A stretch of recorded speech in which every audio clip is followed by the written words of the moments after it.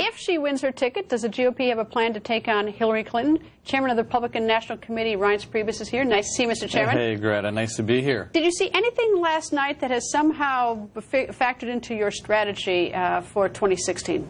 Not really. I mean, they're basically going to have a coronation unless Joe Biden gets in the race. You saw that last night. I mean, the fact that, you know, today people are discussing, you know, who won the debate, did Hillary win the debate, and how big did she win the debate, just kind of shows you where they're at. That they're actually having a conversation about whether Hillary Clinton won a debate against a 74-year-old socialist and 3 other people that most people can't name. I mean, this is where they're at, and it is what it is. Why do you think they're only? I think they're only having 6 Democratic debates, and I know that the Republicans are having more, but they had many more in 2008 debates.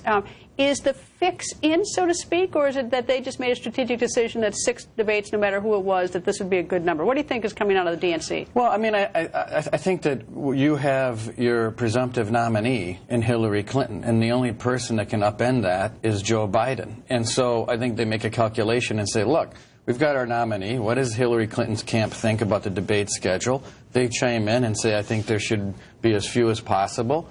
And the DNC delivers that. That's what.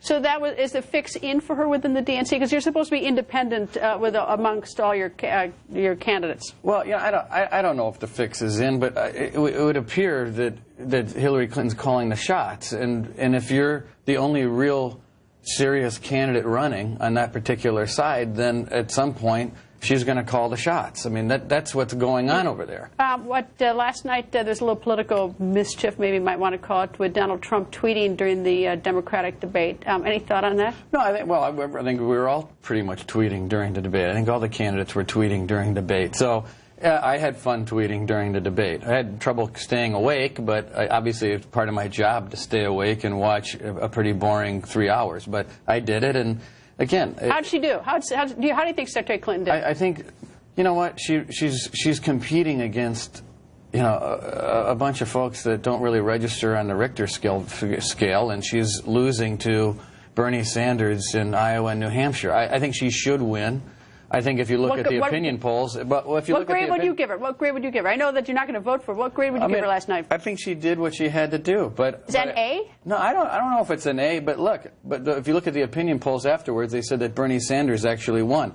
All the opinion polls, the focus groups, it was the same thing that happened in 2008. The pundits came on immediately after and said, oh, Hillary Clinton won a debate, Hillary Clinton won a debate. Then the focus groups, the opinion polls, the online money went to who? Went to Barack Obama. You're going to have to wait and see what my off-the-record is at the end of the show, because it's relevant to that. Okay. Anyway, I won't make you stay here, but anyway, we'll see. It's a long race, isn't it? It's a long race, and we're in the first inning. Indeed.